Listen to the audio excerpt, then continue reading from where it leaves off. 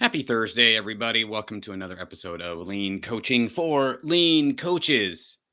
How y'all doing today? I'm so stoked for today. As per usual, that's what the kids say. No, they don't say that. That would not, no, they would be kicked out of their friend group if they said that. But I'm so excited, again, as I said, to be here that I'm saying I'm so excited for the third straight time. We're going to be talking about a really important topic to me right now. It feels very relevant and hits for me, and I hope it does for you too. And I want to invite you into the conversation as well around this topic of vulnerability that we're going to be talking about today. And this is relevant to me in my coaching practice, and it's something that I'm really looking to lean into more. And as a coach, my jam is helping you as a lean coach or consultant to move forward into starting your own, or if you're struggling, helping you get unstuck through that. That's what I love doing every single day of the week, and helping really end, as one of my coaches talks about, ending the suffering in the world. And for me, it's ending suffering for lean coaches and consultants. And that's what we love to do as people. We love to help others with their problems and challenges and their suffering and a process, whether it's on the line, in the office, or even on their computer. That's what I love doing for you as a lean coach. So shoot me a DM if I can be of help, and let's have a conversation. But today, as I said in the whole run up, it's about vulnerability. And even as I was prepping for this morning and thinking about this, it's like, oh man, I should get on and look up Brene Brown and her definition, because if you're familiar with Brene Brown and her work, vulnerability is something that she really leans into. And if you want to explore more of this topic around that, you can certainly look up. She's got multiple TED Talks and whatnot about this. But I'd love to know, and I want this to be like a conversation. I got three kind of points to talk through about vulnerability, and multiple stories that have really been relevant for me here recently. But I really love to hear from you. What, in terms of marketing, sales, how do you feel like vulnerability plays into those things? What do you feel like is the most important pieces around vulnerability for you? Would love to hear more about that. And what that is for you. Um, so, one of the things that, and just being completely honest here, I just looked at my LinkedIn invite, and I'm seeing that it said that this was actually scheduled for 7 p.m. today. So, this is what happens when you create an event at um, that time, and I'm seeing that it's not even being up on LinkedIn right now. So that's wonderful. But we're going to keep going because this is what we do. Um, so I'm hoping that you'll be able to catch this, and there'll be a good conversation that happens later as you watch this around vulnerability. And so there we have it, vulnerability. I didn't push the PM to the AM. And so that brings me to my very first point. And one of the things that really triggered this conversation was me thinking about this idea of, in a coaching group that I'm a part of, we talk about this idea of how, um, for me yesterday, I was talking about being stuck in a specific space, especially around my sales process, and feeling like I'm getting out there, I'm having these conversations, and things aren't working. I'm feeling frustrated. And one of the coaches on the call said, "Hey, Sam, if it's not working, try the opposite. If it's not working, try the opposite. What are you, if this thing that you're doing isn't working, why are you continuing to do it? It's the definition of insanity." And so that's the thing that for me is something that's very relevant to me is, um, you know, if it's not working, try the opposite. Um, So yeah, that's what's really hitting for me right now. And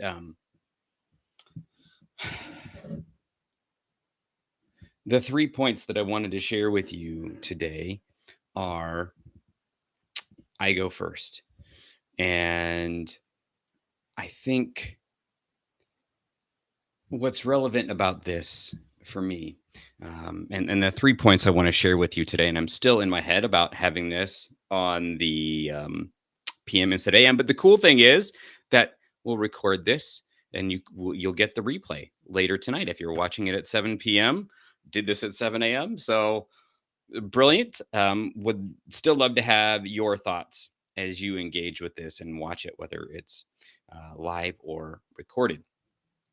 Um, so the 3 points that I want to talk about today is I go first, um, hurt people, help people, and sense something, say something. So this is all around this idea of marketing and sales. And I think, like I was saying, what prompted this was this idea that I'm not feeling like a lot of my, calls with, exploration calls, people that I'm seeking to support, sales calls, like I'm having lots of great conversations, but in the end, like those people aren't moving forward to work together.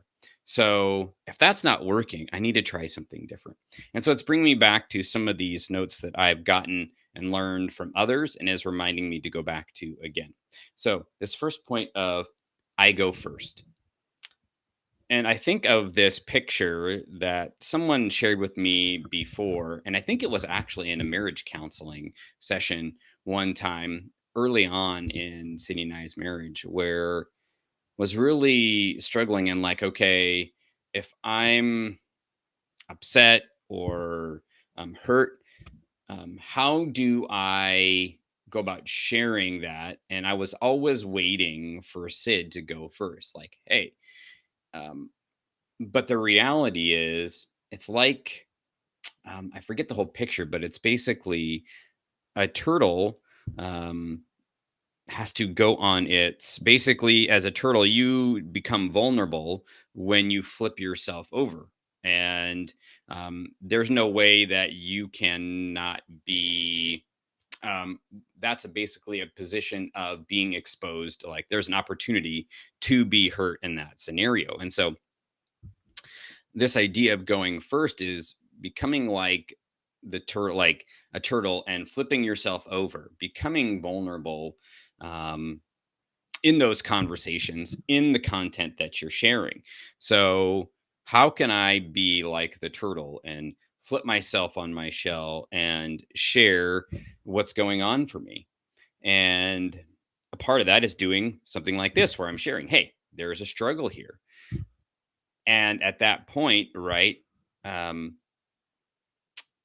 it reminds me of this book that I read about 7 years ago called This Is Awkward by Sammy Rhodes. And he's a comedian. And in it, the whole premise he talks about, what appealed to me about this book is because, well, I feel like I'm pretty freaking awkward. And so it was like, oh, this makes sense to me. I can relate to that because I have those moments quite often on a daily basis where I'm just feeling like, oh, yeah, this is awkward. And so I pulled the book out from the shelf and I started reading the first few pages, and it just hit home for me because his main premise is that when we feel like we have those awkward moments, like the awkward pause, or we said something that was uncomfortable, or whatever the case may be,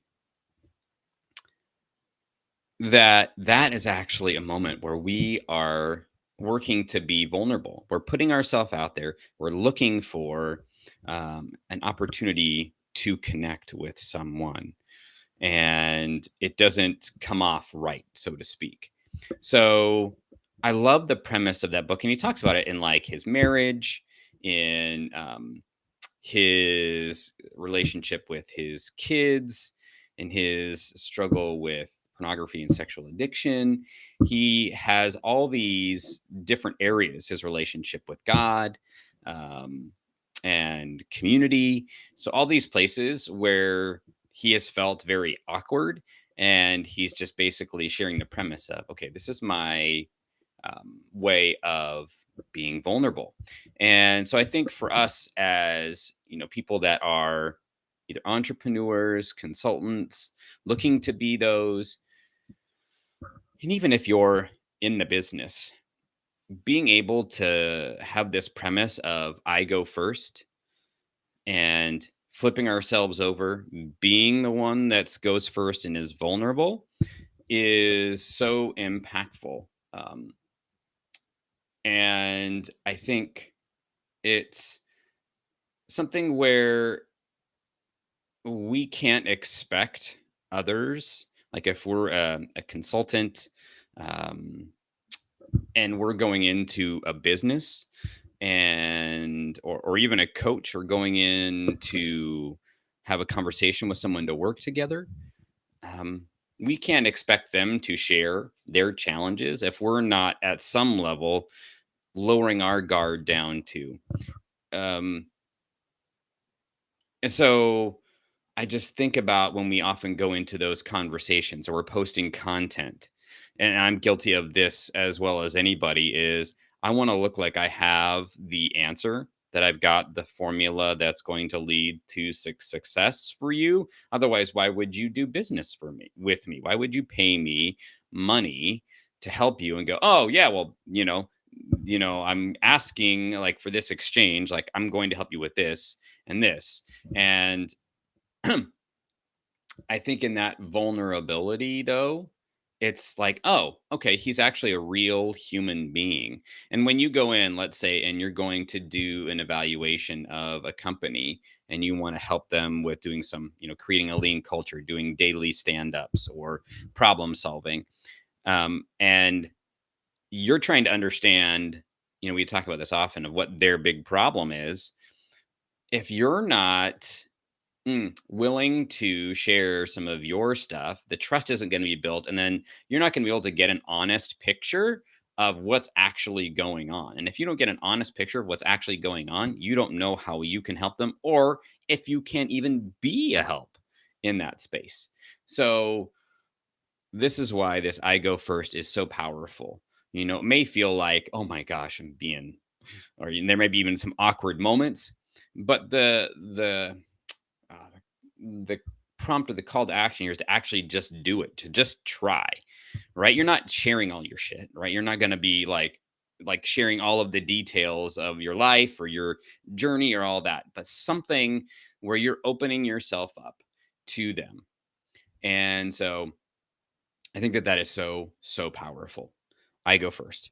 Next piece um, is hurt people, help people. Now, this might like be mind bending because I know we have all heard the phrase hurt people, hurt people. And this reframe was a phrase that I got from one of my coaches, Troy Durunko, on a weekly coaching call I have with this group called Coaches Mentors. It's a group that we meet every week, and we talk about challenges that we're having as um, coaches in business. And this is kind of a mantra that Troy often talks about with us in terms of being vulnerable. And he said this yesterday, and it just rang like crazy in my head because I've used that phrase, hurt people, people, hurt people, hurt people, when I'm in spaces and somebody's sharing about, a hard relationship or conversation they've had, and they'll say, "Well, hurt people, hurt people." That's what I share with them, right? We probably all said it at one point in time or another. And he had this reframe yesterday, and it just blew my mind because it's like, yeah, I think that if I share my challenges, my hurts, my foibles, that's not the word, but like all my edges, that people are gonna be scared away. And the reality is, when you share those hurts, those challenges, those struggles, it actually draws people in, and you can use those experiences as mm, as a space, especially if you've done some reflection, you can use that learning and say, hey, I've been there, I've been down that road. Like for me, I've been down the road of being told no like 3 times in a day to an offer of support. So I know what it feels like to be told no. And then to be like, okay, how am I going to get back up again tomorrow and have the next conversation with someone that I'm looking to support? I've been there. So just to say, like, oh, here's all the shiny sales numbers and all the conversations I'm having and how my posts are doing and all those things. Versus, you know what, this is the struggle. I get it. And I understand your pain. And I know I can help you with that because I've been there before. Um, and one other phrase that I love that my coach Troy he uses quite often, and I think is really a powerful one as well, is when you're in those spaces and you're thinking about sharing things in your content. And I'm talking about these conversations and mainly in kind of the frame of an exploration call or a discovery call, a sales call, and its vulnerability is a superpower. Vulnerability is a superpower. And I think too often we look at it as a weakness, that we see all of our edges as things to make up and to gloss over and to put a pretty face on. And that's just not what draws people in, and helps you connect at a certain level. Now, I can hear you say, and I had this comment from someone the other day, and I totally understand this. And it's sometimes you're so tired of bushwhacking that you just want to um, see the path. Like you want to have some type of path before you. So if you're on a call and you're like, I totally get you. This is all my frustration. And you're just being vulnerable about like not having all the answers, like, and there's no formula, then I get it. There can be like, okay, well, you know, there's got to be something to hold on to. So I'm not like advocating that you don't have a process, you don't have some way of thinking about how to help the person. Obviously, you're coming in, you're going to add value and help them. You wouldn't be having a conversation if you didn't feel good about being able to help that person. At the same time, you're going to be sharing, yeah, I've been down that road. I've stumbled like so many times. And even in the moment, like in the past week, I've had this challenge with XYZ. Oh, okay. You're a real human being. Um, so I think it's that tension. And I'd love to hear your comments on this too about, hurt people, help people. Um, does that ring true? Does that be like, well, I'd love to hear your thoughts on hurt people, help people, because I think this was one that I'm going to be sitting with for a while and is going to be mind bending for me too, for a little bit. But I think it's helpful to like reflect on and think about, um, as well. The last point, um, that I want to share with you today is sense something and say something. Now, the first two pieces, I really feel like I go first. Something like in your content, sharing something in your content that might be a little more vulnerable than what you would normally share. Like you might, and I see this a lot, like go on to Chat GPT. Here's the topic. Help me write like 7 bullet points about waste in X type of business, and then write a post about that. What I think I go first looks like is sharing a story about how fumbled around with waste, or you're struggling with waste in your business, or you did it and you tried this and this worked and this didn't. And being vulnerable and open about that versus just giving the tick, tick, tick, tick, tick. All right. Because people will be more engaged in your content and want to reach out to you, which that's what we're all looking to do, is to have a conversation. We've talked about this before. But if the whole point of you being on LinkedIn is to grow your business, build connections, that's the way you're going to do it. You're not going to do it by like, here's the 7 ways. And in this space, that's not unique. You're not offering something for somebody to be like, oh man, yes, thank you for giving me the 8 ways that I could find all over the internet. I could plug it into Chat GPT, or I could watch a 5-minute, I could look up 3,000 videos on YouTube about that.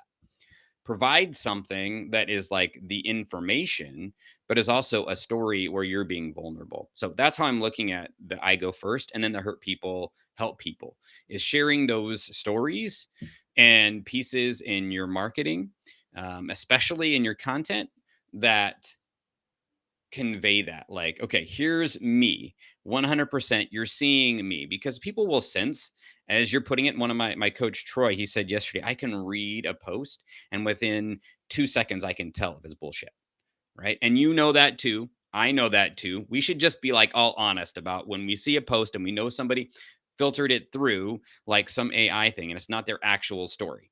So be vulnerable in your marketing. Go first in your marketing. And this last piece, send something, say something. This really has a lot more to do with um, those marketing, those sales calls. Now, this could be something you frame in terms of your marketing. But what I think about for this, especially for those as like consultants, coaches, those where when you're having like an interaction with somebody, whether it's in person or on Zoom, is when you sense something, the energy that's in the room, something that's um, challenging or an emotion, somebody's like feeling a certain way, then say something. And that's vulnerable. That's vulnerable. I had two conversations yesterday with different folks, um, and two opportunities, conversations where there was a potential to support somebody in the work that they were doing, and two opportunities came up to when I like sent something. um I'm just trying to think because for sure in the second one was more of a not necessarily sensing something in the person, but sensing the conversation moving in a certain direction, and then putting yourself out there. So in the first conversation, sensing some resistance or some like hesitation or fear. And, old Sam would be like, okay, right, I'm not going to say something because I'm afraid if I say something, then they're going to not want to do, they're not going to want to work with me. And I'm just done with that, quite frankly. Now, of course, there'll be future conversations, but I'm done with that. I'm done with the not like sensing that energy. We both can feel it, and then not like being vulnerable and brave enough to say something. Yeah, you know what? I'm really sensing that there is some hesitation here. Can you tell me more about that? And it wasn't perfect. I will be 100% honest. It felt a little awkward, but that comes back to that whole premise we talked about in the beginning of when you feel that sense of awkwardness, and this is just I'm processing it out loud right now, is there was that moment of vulnerability. Oh my gosh, if I say something here like, oh, this could really, um, they could be like, nah, Sam, like I'm not feeling you, or why are you asking that, or that whole fear of the pushback.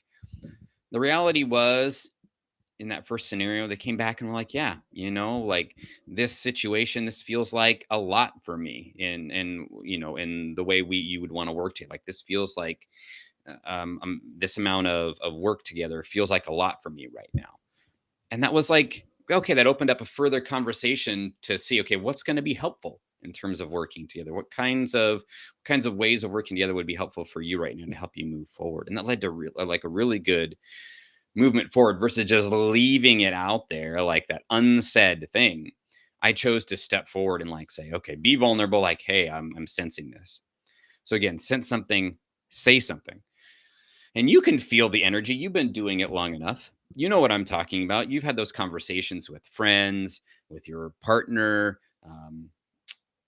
on with colleagues that you're having where you can feel like the tension, the anger, the excitement, whatever those emotions are, you can feel it. You can feel it on Zoom, you can feel it in person.